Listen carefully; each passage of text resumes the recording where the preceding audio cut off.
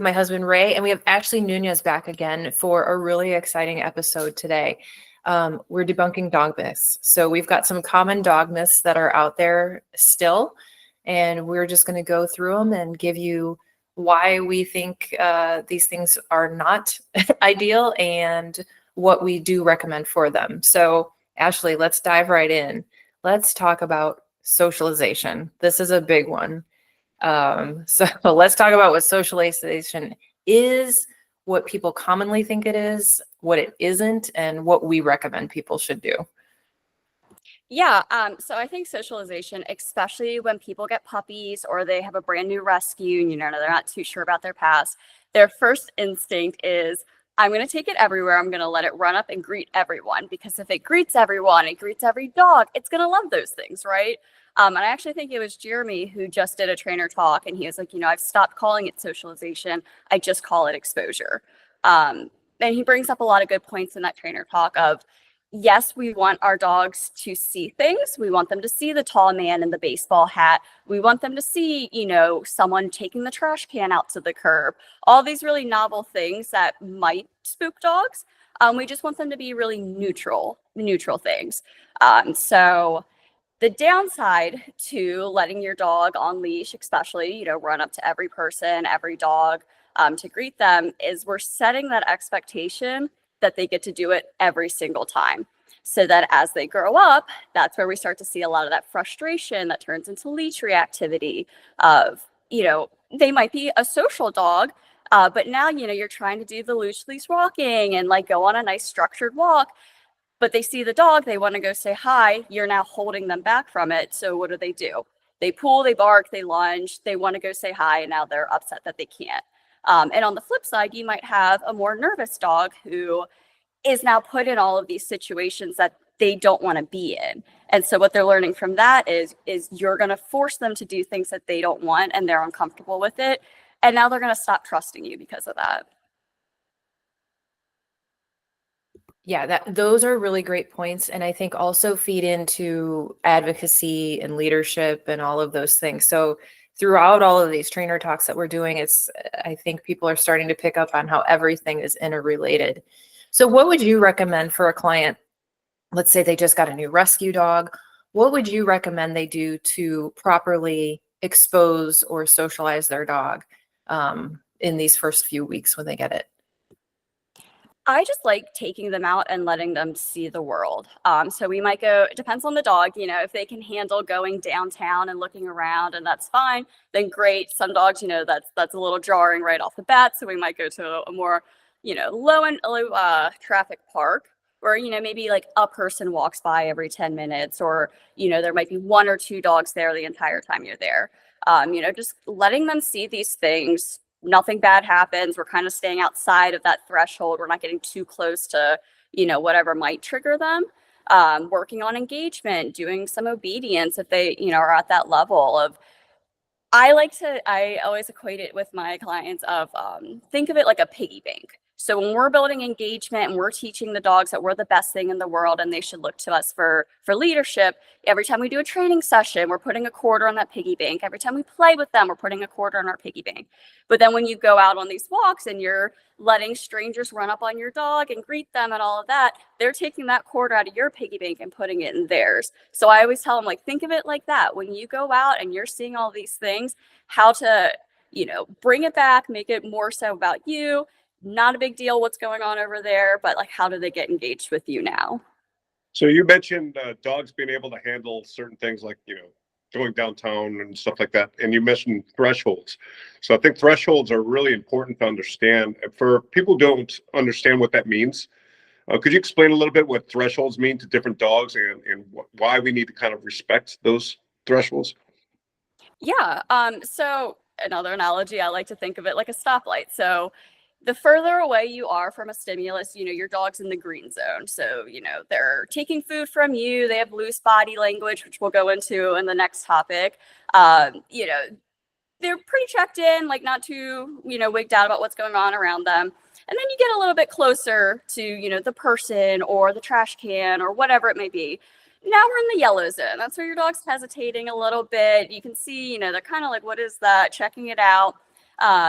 still, might be taking food. Like, it's not the end of the world. They're not barking at it or anything.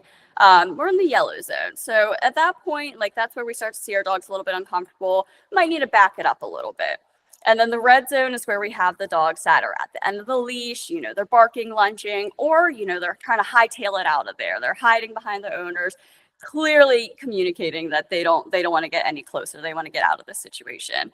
And once we kind of get into that red zone, the dogs are already so flooded, so overwhelmed, like no learning is taking place there. So when we train with reactivity or aggression, we're slowly closing in on that threshold. But in the beginning, and I know some private lesson clients might be frustrated with this, but in the beginning, we're starting really far away. It's really, a dog is across the field, and that's where we're working with for a while, because we have to go at the dog's pace. I can't on day one take them into that red zone and expect them to, feel any better about the situation. Yeah, so you mentioned a good thing about recognizing the thresholds too. When they're getting close to the red zone or into the yellow, it's usually the body language that gives it away. There are a lot of myths out there and things like that you hear about dog body language. One being, oh, my dog's tail's wagging. It means he's happy. You know what I mean? Could you go into the common ones that you hear and how they can be misconstrued and actually get you in trouble? I mean, the tail wagging one is one that, I do hear all the time. It's, oh, my dog's friendly, and the dog's wagging its tail, but then you look at the rest of it, it's snarling, its hackles are up. This is always the off-leash dog that bum rushes you, and they're like, oh, he just wants to say hi. And I'm like, I don't think so. So with tail wagging, it's just a sign of arousal. So it could be good arousal or it could be negative arousal. With body language, what we want to look at is the whole picture. So everything from the ears, the eyes, is their face really tense? Some really good ways of indicating, like, if a dog is stressed or anxious, are they yawning a lot? Are they licking their lips? Are they showing the whites of their eyes? A lot of dogs will avoid eye contact, just, to show that, like, hey, I don't want any confrontation. Another thing that, especially with puppy owners, submissive dogs, appeasement behaviors. So they're like, oh, my dog, every time I go near it, it rolls on its back and shows me its belly. He wants belly rubs. And it's like, actually, like, he's just showing that he's not a threat. He's a little uncomfortable and unsure. So that's another one that I see a lot. I'm so glad that you brought that one up, because what we hear commonly is that somebody will take their dog to a dog park. The dog will enter the dog park in that, that intense zone where all the dogs are like checking the papers right at the gate, and their dog will go in the dog park and immediately go on its belly. And it's like, that's a really quick way to get some dog aggression happening, because the dog is showing signs of submission. And if it's not heeded by either the owner or the other dogs, that's when we run into problems where the dog will, pick up where the owners are not doing the job for it. So that's where we'll commonly see that fearful dog become aggressive because of behavior like that. But also a good segue to talk about dog parks and how we feel about dog parks. This is a can of worm. And I should say, I have experienced one good dog park, and it was because it's so massive. It was really like a hiking place, and that was in the Bay Area in San Francisco, only because you can give yourself room. But let's talk about the traditional dog park, why we don't recommend them, but how owners can actually use those to their advantage too with training. Yeah, and just to piggyback off of that thought, I mean, with dog training, every dog is different. Every dog is going to respond differently. So I always say, I'm throwing out blanket statements. Take it, with a grain of salt. Every dog is an individual. But generally speaking, dog parks, again, we're going back to teaching your dog what is expected of them. So if you want a dog in a solid relationship and they're always engaged with you, now you're teaching them, go play with other dogs all the time. That is the expectation. And so with friendly dogs, but that's great that they're, getting to play with other dogs. But what you're teaching them in that moment is over arousal. So these are the dogs that can't go home and settle. They're frantically whining. They're pacing around the house. They follow you everywhere. They can't ever just lay down. So dogs that are kind of exposed to this constant stimulation, or they go to doggy daycare all day long while the owner's at work for 8 hours. And they're like, oh, he comes home so tired, but he's still kind of like pacing around, he's whining, he barks, and every little thing in a dog's world, builds up to these bigger reactions. So I always say, like, training's a lifestyle. It's not just the 5-10 minutes you dedicate a day for a training session. So when they're over aroused all day and they don't know how to calm down or settle or just turn their brain off, they're going to go home, and that's going to start translating into more negative behaviors. And then again, for like the fearful dogs, they have one bad experience in the dog park. A dog pins them, chases them. Again, now they're starting to learn that, okay, the only way to get out of these situations is to defend myself. Like you said, like, my owner's not going to come over here and help me. This dog clearly isn't catching on that I don't want to play with him. So what do? I turn and I bark, I bite, all these things to get them to go away. And all it takes is that one time to learn, okay, well, when dogs invade my space and I don't like it, I'm going to bite them, because that's how they get away from me. I mean, I've told clients in the past, if dog parks are similar, very similar to the octagon in the UFC, that cage door closes and it's on, right? It's like, and you could actually, I've been in dog parks when you see the energy change, and really it only takes is one dog to show up, and all of a sudden all the dogs that are playing together are all hackled up and acting weird and slinking around. And when a dog fight does kick off, very few people know how to address it. I think there's lots of videos online you could see of dog parks going awry, but the bottom line is people panic and people miss those warning signs because they're buried their face in their iPhones and they're not paying attention to what the dogs are doing and don't react with enough speed. But yeah, when the dogs do kick off and there are dog fights in those environments, what is the recourse for our owner? If you went to the dog park and threw Fluffy out there to go play with these dogs, and a bunch of big dogs start going at it, and then everyone starts going at it, what do they do? How do they stop that?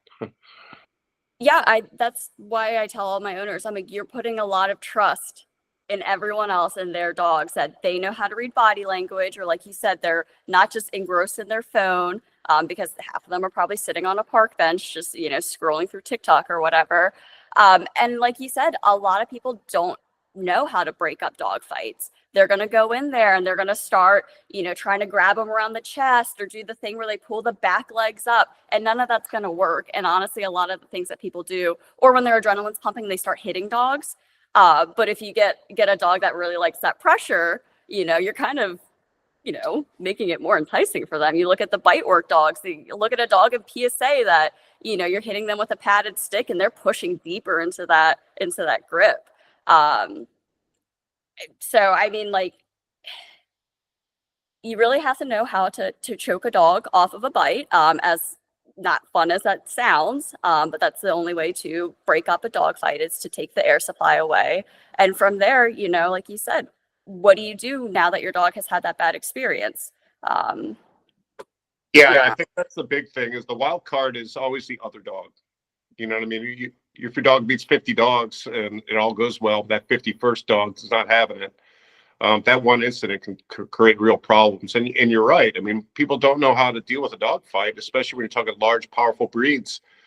I work with a lot of police canines. It's remove the airflow or use things like breaker bars, but those aren't readily available or trained to your average pet owner. They don't walk around with a breaker bar to get a dog to disengage from a bite. Therefore, you got to remember that, if a dog really latches on to Fluffy in the dog part, it can very well kill him. So it's something you really got to consider when you go to these environments is are you willing to risk your dog getting hurt or having a negative experience that can impact his behavior, going on in life, right? So, that's just a really good point to make. Is it worth it? I think a lot of people have to think about that when they're talking about introducing dogs to other dogs or even other people, or not paying attention to thresholds and not having that dog focused on you more than the external world. I think those are really the crux of what we have to get into owners' heads when they do this. And I understand why the confusion's there. A lot of rescue organizations are putting out information that's 180 degrees different than what we're saying right now. What would you say to person who's just rescued a dog from a large rescue organization, and they've given them their socialization hit list of things to do, and it's 180 degrees different than what you're telling them. How would you explain that to them? I always just ask why, you know, why do they say, go throw your dog into the doggy fighting ring of 50 other strange dogs that you've never met? What's the point of that? What do you get out of that? Or even owners who just, want to take their dog to the dog park, rescue aside. It's like, why? What do you think is going to come out of that? And generally, once I can kind of like understand where they're coming from, or they start to question, like, actually, yeah, you know what? I don't know why the rescue told me to do that.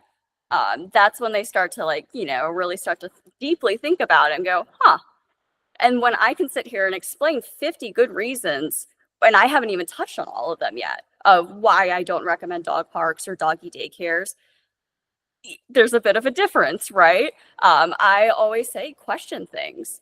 Yeah, like every dog is different, but if you are working with animals, you should explain why you're doing something or why you don't recommend doing something. And I think that's what sets apart good trainers or, people who give blanket advice and really shouldn't. Yeah, that's a good point. I mean, there's so many myths in dog training. A couple others that come to mind. The whole like establishing yourself as an alpha. Alpha, yes. So could you explain to people why? I guess that the thought behind being the alpha in the relationship and things like shoving a dog's nose in an accidental poop and why all these really old school myths have still stuck around to today. Where is that coming from, and what's real? So the alpha theory comes from a study that they did on captive wolves. And eventually it was debunked once they looked at wolves in the wild. But from my understanding, the researcher who initially did that had like published a book. And when he realized he was wrong, he's like, hey, can we get those off the shelves? And whoever the publisher was like, too late, too late. And at that point, it's in everyone's mind that, there's an alpha, there's a hierarchy. But really, if you look at wolves in the wild, it's just a family unit. So you have the mom and the dad, probably some younger pups from like a previous litter that haven't gone off on their own yet, and then the newer puppies. This isn't like they're dominating one. And I've heard some really crazy things come out of alpha theory, like you need to bite your dog's ear to establish dominance, or you have to spit in their food so that they know that you're the alpha and what you taste like. Or my favorite when potty training is you pee on your dog. I've had to work with a client that has done that and go over why we don't do that. Or alpha rolling, pinning your dog, all of these things that are just going to lead to your dog not trusting you. My overarching thing with dog training is they should look to you as a leader. I look to my parents for guidance still. And I mean, I've been off on my own for, almost 10 years now. And I still go to them and I'm like, please help me. I don't know what to do here. And I want my dog to do the same for me. When they're confused or they're in a weird situation, look to me. I'm going to get you through this. But if I'm pinning him whenever he makes a mistake and I'm hovering over him and spitting in his face, he's not going to trust me. And also, if you have a dog like mine, he's 100% going to bite you. It's going to ruin your relationship. We're kind of past the macho, like, I'm going to, take charge by physical force kind of way. We've learned more about dogs. Yeah, that's a good point. I mean, go around any of PSA dogs or police canines, like, you're not alpha rolling those dogs. Not if you want to keep your limbs intact. So yeah, it's really about just the communication and the understanding between speaking canine, basically. And that's what we're teaching our owners, is to how to speak the way the dogs understand, not the way humans want them to communicate, which is, they use too many words, they water down, they muddy the water, they use emotion when it shouldn't be there. Dogs are very cut and dry, and they're always in the moment. But when there's not that communication channel that's clear, that's when we get conflict. That's when we get, dog on owner aggression, that type of stuff, because the dog's just lashing out saying, what do you want from me? You know, it's just like this bad boss who's screaming at you all the time, but not telling you what you're doing wrong or how to improve it. And I think that's a big piece of what we get out of people, you know, are trying to go on this alpha route or whatever you want to call it, that get themselves in trouble. What other good myths have you heard out there that are still kind of in circulation that, you know, people, again, I tell a lot of people, when you think about dog training, the worst place you can go for advice is the internet. You will absolutely scare yourself, confuse yourself, or both. This is why, you know, you truly need a professional to help guide you through what you got going on, especially the dog that's right in front of you. What are the other kind of big ones you keep hearing on repeat? Yeah, I always tell people don't do a lot of Googling because you're gonna get 50 different answers. It's like when I Google like why do I have a headache, and WebMD is like you have a brain tumor. Like, oh, okay, cool. Like guess I'm on my way out then. You know, so I think another one that I get pretty commonly is you know, my dog, I rescued him. He was abused by a man in a hat with a baseball bat. Every dog, you know, was abused by a tall man wearing all black with an umbrella, or they were a bait dog. So both of those things, you know, when you have a rescue who was probably turned in as a stray, was found on like the side of the road, we don't know their past unless you physically went and you saw someone hitting that dog or them in a bait ring. You know, really can't guarantee that that even happened. Like dogs get scars, especially, you know, if it was in a wooded area and it was on the loose for a while, it probably just ran into thorns and twigs and got scraped up that way. With bait dogs specifically, I mean, dog fighting isn't that common nowadays, I'd say. I mean, it definitely still exists, but the thing is with bait dogs, and it's not the nicest to hear, but they'd probably be dead if they were actually a bait dog. They're probably not in your inner city rescue or shelter. And then again with, you know, the my dog was abused by a man, so now he hates all men. Really, it's just your dog was probably, you know, lacked that exposure during critical periods when it was a puppy. You know, a lot of these dogs aren't well bred. So now we're looking also at genetics too of, you know, how thin-nerved is your dog? Can it handle things, you know, pressure like a more well-bred, more temperament dog could? And with those kind of ideas too, I tell owners, I'm like, even if you did see, you know, you went into the house where every family member was beating that dog and you rescued it that way, let it go. You know, your dog's not holding on to that sob story. It's not helping you help this dog. When you kind of hold on to this notion that, you know, well, they had a, you know, a really rough start to life, so now I'm just going to baby them. You're kind of setting them up for failure. You know, you're attaching too many emotions to it. And yeah, it is sad. I don't particularly like seeing dogs that are fearful over, you know, the simplest of things. The wind blowing, you know, makes them urinate themselves. I don't like seeing that either. But the only way through that is, you know, to kind of hold them accountable. Like we can't baby them through life and wrap them in bubble wrap. So when we hold on to these sob stories, you know, are you getting your dog through those emotions or are you coddling those emotions? Yeah, this was a something that we talked to Shane and Damien about that I'm really glad we're bringing up again because it is so common to hear it over and over again. And like you said, I agree. It's, you know, nobody, you know, maybe if we internalize those sad stories and keep them in the back of our brain, and give our dogs the best life ever, but do it in a way that honors the breed and honors the species, right? Like we have to treat them as dogs need and want to be treated, not as how we as humans need and want to be treated. There's two very different things there. And that's what trainers are for. We kind of, you know, we help bridge that gap and help them communicate together. And I'm not gonna lie, I am still stuck on the alpha somebody peeing on their dog thing. Like it I can't believe that somebody told somebody to do that. So if you're out there watching this and somebody's telling you to pee on your dog, please don't and call us because we're not going to do that. Just to kind of loop back around with that, before Ray and I became dog trainers and we worked with some trainers that weren't the best, that used alpha theory, they, you know, I heard somebody say correct your dog super hard with a prong collar before you go out the door to assert your dominance. And yeah, that's how you lead your dog. So this is why we're doing these videos for all of you out there watching. Like, we've been in your shoes, we have heard the garbage, and we're here to help you decipher that. So I just kind of wanted to throw that before we move on to another very, very common thing that I think some rescues do still kind of propagate this information.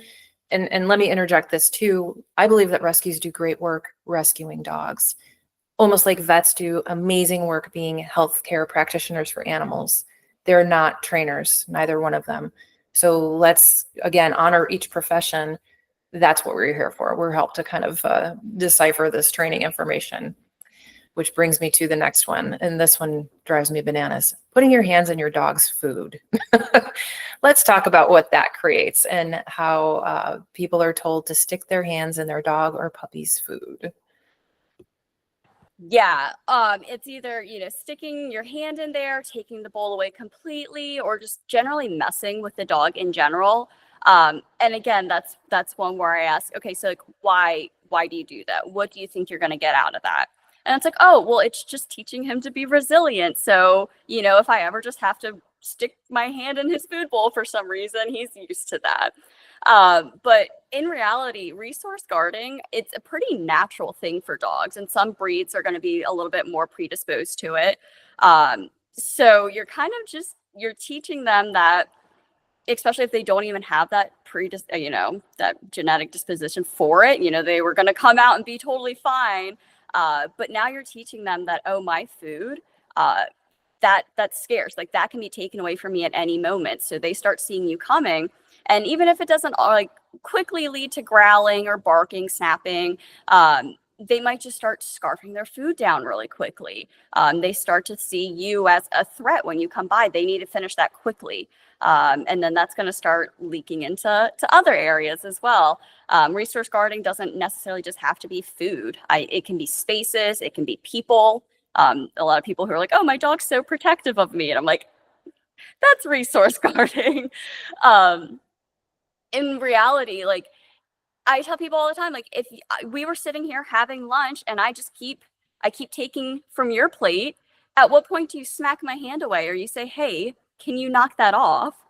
Our dogs are going to do the same thing. And it could literally just be, some whale eyes, some like, hey, what are you doing? But that's still them communicating with us. Like, could you just leave me alone, please?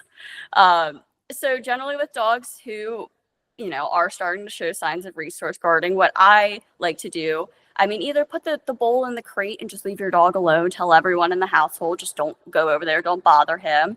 But then some dogs, they'll start to resource guard the bowl in the crate. So, again, every dog is different. And that's why we have a million different approaches to every behavioral issue. But generally speaking, I'll let the dog eat. Whenever I walk by, I'll toss like a hot dog or a piece of steak into their bowl. Because what I want them to associate me walking by with is something more high value is getting added. Nothing's being taken away. So that can kind of decrease that when they start seeing the other dog walk by or when I walk by and they're like, uh-oh, like my food's going to get taken. Now we're kind of rewiring that and we're learning that, okay, either nothing's going to happen or something really good is going to happen. One thing I want to make, yeah, that's a great point, but resource guarding itself, to me, is more of a hierarchy issue. And when I started addressing this with clients, why are we just training about the food bowl? Why am I teaching my dog how to heel? Why am I teaching my dog how to go in and out of a crate or respect the doorway? Because all of that stuff adds up. So if you've got a problem in general of a hierarchy problem, it's going to bleed into other things, which turned out to be symptoms, which are, things like resource guarding. So, well, obviously, if you're doing all the other stuff perfectly and the resource guarding's still there, then we can obviously target that and start to deal with it. But if a lot of junior trainers especially will go right at that symptom versus the root of the cause, which is that overall picture, which is wrong. Right? There's no hierarchy. There's no free lunch policy implemented in the house. There's no structure. You don't have any real value to that dog because they just get things. And that bleeds into all sorts of other problems. And then when you've got junior trainers out there, they've got blinders on, all they do is they focus on symptoms. And symptoms are not the way you address the entirety of the situation. In fact, you can create a lot of conflict over that with the dog that wants to push back. So this is why it's so important to have a seasoned trainer that's got a lot of tools in their belt, because it's not one way is going to work for every single dog. And this is why, when Bridget brought up that point about vets, we've had a lot of great vets in the world, do amazing things from a healthcare perspective for our animals. But when they start dishing out training advice, it's usually absolute garbage. And, if for the owners out there that are confused by this, ask your vet how much behavior modification training they've received in veterinary school and wait for the answer. It's zero, especially when they start giving opinions on communication tools and things like that, that's typically where you're going to get that kind of feedback from vets that don't understand why a trainer would use a particular communication tool to address whatever the dog's got going on. So you got to be really wary about where you're getting their advice and what you do with it. Have you heard of stories like that when you've talked to clients that their vet told them that this particular communication tool is absolutely going to hurt your dog and ruin your relationship? Have you heard those stories out there? I mean, I experience it with my dog. When we first moved up here to Washington, we went through a few different vets. And I had to explain, like, listen, I respect what you do. I trust you from a medical standpoint. And this is where I think a lot of pet owners get confused, is that they want to trust their vet. They don't think their vet's going to give them bad advice. And I don't blame them for that, right? Like, I'm never going to be mad at a client for going, well, my vet said this. I understand where you're coming from. But like you said, how many dogs have you worked? So with my dog, who I bought out of a police dog program, we do PSA together. He's a little bit more forward. But these are things that I like about him, right? So he goes in, he wears a bite-proof muzzle. I do all the things responsibly so that it's a safe visit. And it's still, oh, well, he's aggressive because he's wearing an e-collar. And I'm like, okay, well, I haven't used the e-collar once since I've walked in the clinic. So I'm not really sure where that's coming from. Maybe we take a look at how this dog was raised. He feels pain, he pushes through it, which is, again, like desirable traits that I want in a working dog. Not the e-collar. He was doing that way before he was ever e-collar conditioned. If anything, the e-collar for me and him was a game changer. My dog has so much freedom because I can trust him off leash. We can go hiking or to the beach. But I always have that e-collar there in case I need it. And most of the time I don't. Our relationship, tools aside, I built that relationship without tools, but I can still use those to reinforce things when he gets a little pushy. Plus, go into any vet clinic. How many dogs are in there on a back clip harness on the flexi, freaking out, have to be on trazodone and gabapentin just to make it through the front door? Don't really think the tool is the issue here, right? Whereas, if my client can walk in with their dog on a prong collar and we've taught the place command, so they go and get on the scale nicely and they sit, wait for their, the weight to be taken. And we've done all these obedience commands. So now that the actual exam is super easy, we did a board and train. So he's used to multiple people touching him and all these different things. Is the prong collar really the bad guy here?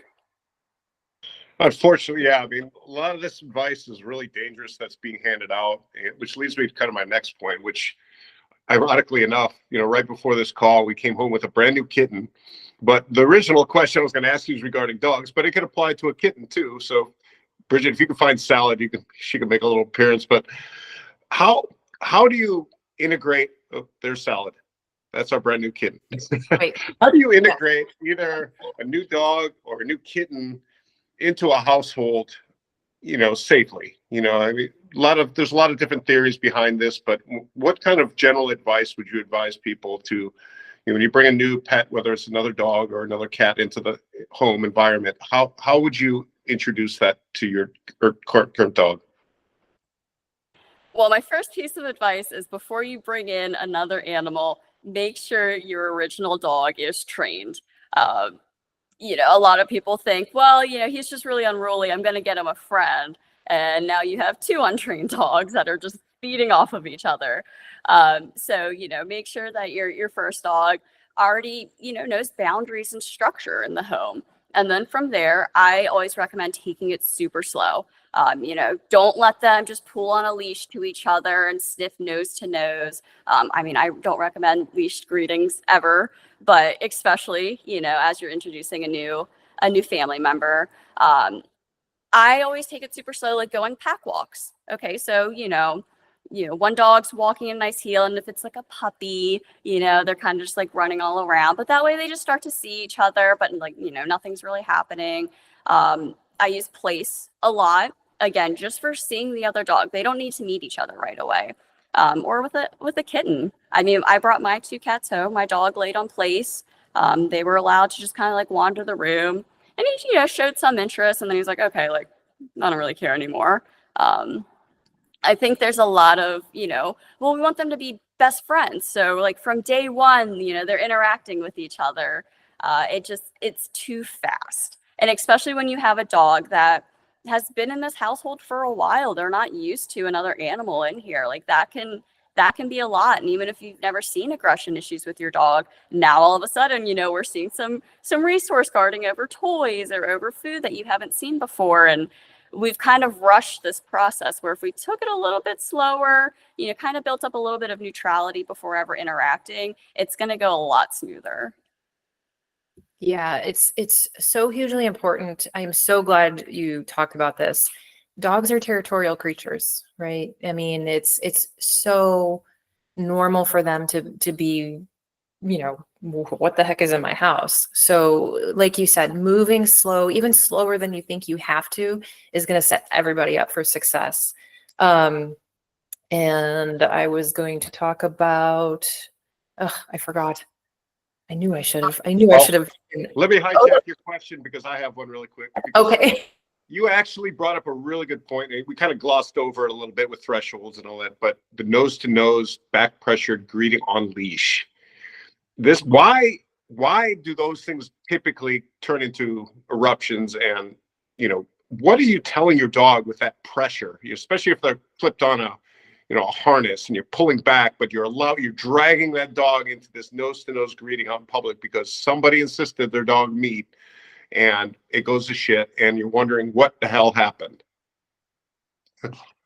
So dogs have what's called an opposition reflex. So especially with the harnesses that are super padded right in the front there, you pull it, and they're going to push into it. So sled dogs, why is it comfortable for them to pull a sled? Or in PSA, when I want to do a drag into the decoy, my dog wears a harness. That back pressure, they're going to want to push into it. And so when we then do this nose to nose, and we're also keeping that constant tension there, what we're doing is we're not allowing a really natural greeting for dogs. If you do it off leash, you'll see them circling each other.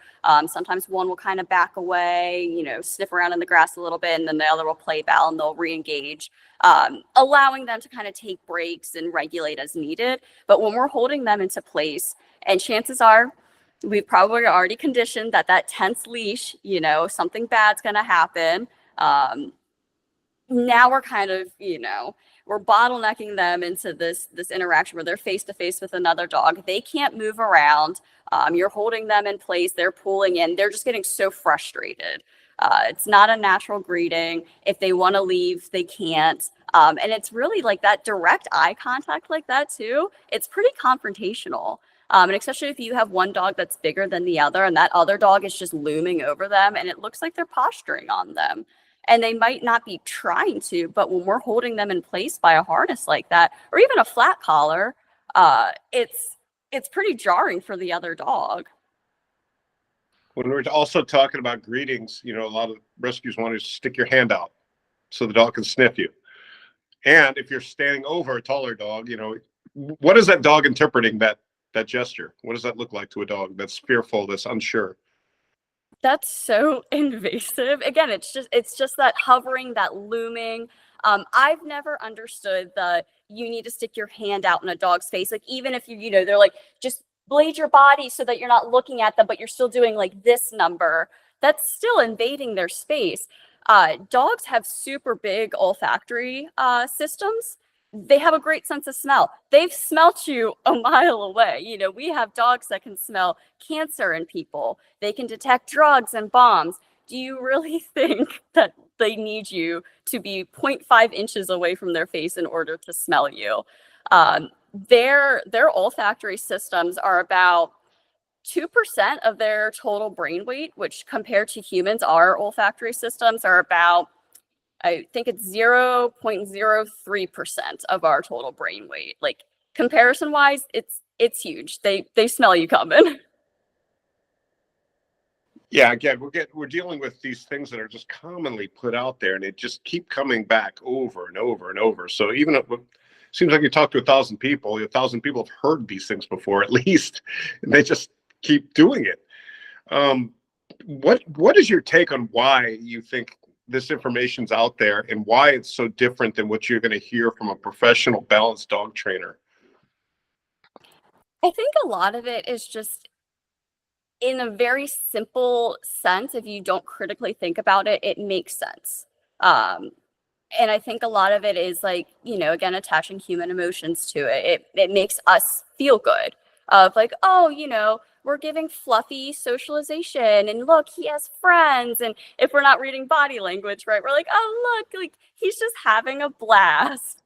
Um, I like to think that every dog owner is very well intentioned. And that's why I really like these trainer talks, is because you don't know what you don't know. And I'll never judge anyone for, you saw a YouTube video of someone doing this and it worked out for that one specific dog, but now, you have a dog where that mold isn't going to fit them.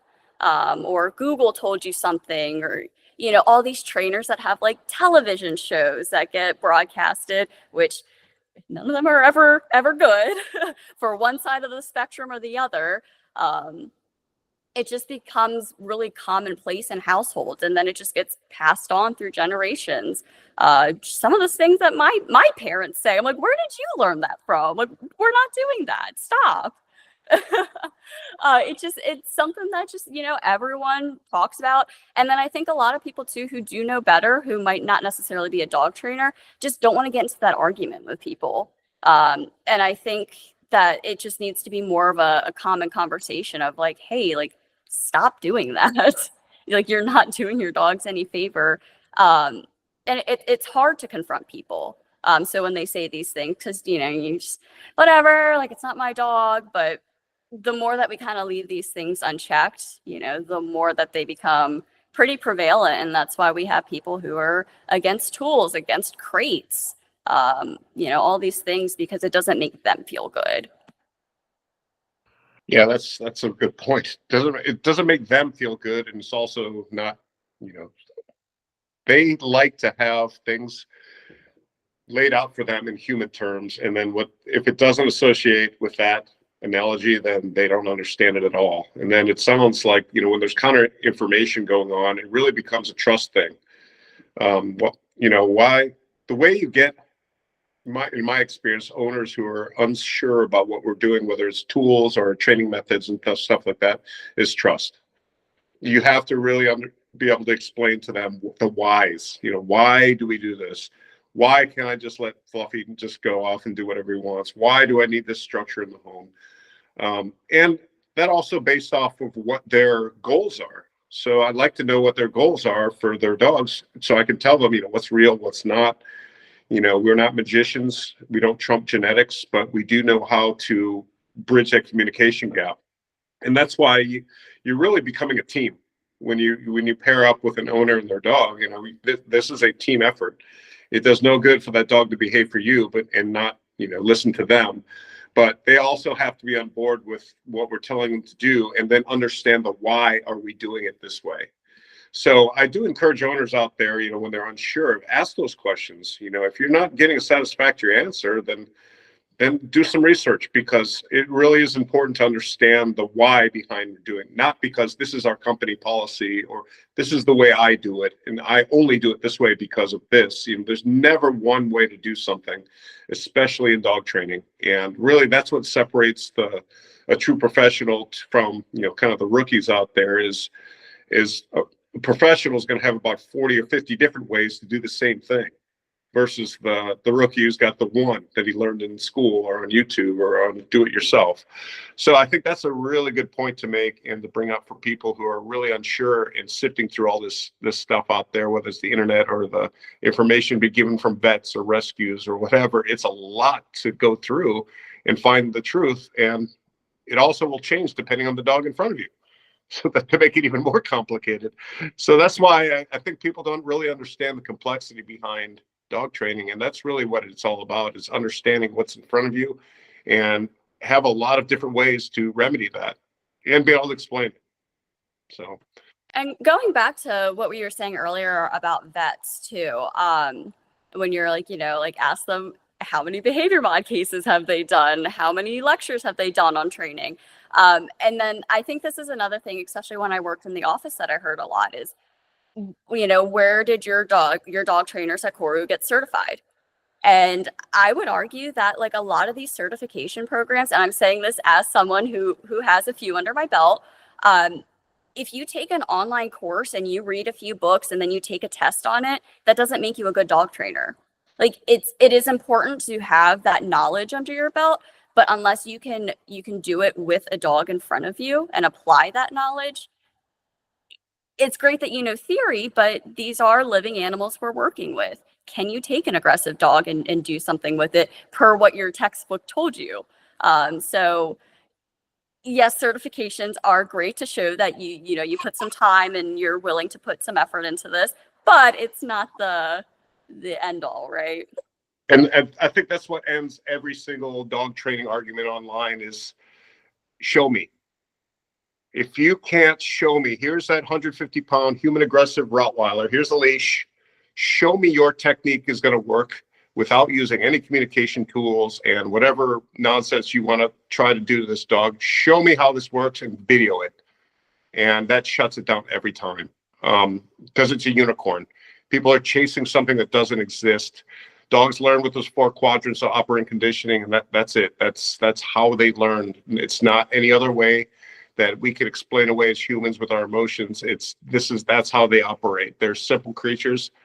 And again, if you can't show me how you're going to do this, then you've got nothing to say to me, right? So I think that's another big thing too. You know, ask to see people's work, you know, if you're unsure, but, you know, especially if you're dealing with aggression cases or things that are serious, or a dog might get euthanized if they don't stop a specific behavior. You have to know what you're doing when you're getting into those arenas. And, you know, that's why, you know, we work with a lot of professionals like you that have that depth of knowledge that can deal with, you know, shaping the little fluffy puppy to that big human aggressive dog that wants to eat everyone. So, I mean, that's a big spectrum to cover, right? So that's basically what I've got on that topic. I mean, Bridget, do you have more? No, this is really great. I think I've just been kicking back, listening to both of you, and you're both saying all of the things that I would say. Plus, I have a new little kitten running around my feet right now. So I do want to add one quick note about some of the misinformation that might come out of vets and rescues. And again, we are not disparaging either of those professions. I think what they do is invaluable. As a matter of fact, you know, when Ray and I were coming home with our new little kitten, I said I couldn't do rescue work anymore. Like it would just break my heart. But I think some of the things that they say about training and collars and tools specifically, it's coming from a good place. I think it's coming from a place where in the past, these tools were used pretty heavy-handed back in the 50s, 60s, and that sort of thing. And again, it's just old information that just hasn't gone away. And on the flip side of that, you know, as we were talking, there's no regulation in the dog training industry. And so some trainers out there are misusing tools. They are misusing tools like head halters and collars and all of the things. It's not just prongs and e-collars. So I do want to be clear with people about that is this is probably very well-meaning information, but it's just old. And that's why Koru exists. We've done the research for the clients so they don't have to go to Google and get confused and scared. We've got a team of rock stars trainers like Ashley out there helping dogs and their owners, change their lives. And it's beautiful. And I'm just so proud of the work that you do, Ashley. So yeah, I think this was great. I think this was another one where we could pick any one of these topics and probably spend 35 hours talking on them. So we'll wrap this one up for now, but all of you watching, we really want to know the information that you want to hear. So let us know. You can hit us up at our website at koruk9.com, any of our social platforms, we're at Koru K9. Let us know what you want to hear, and we're here to help you.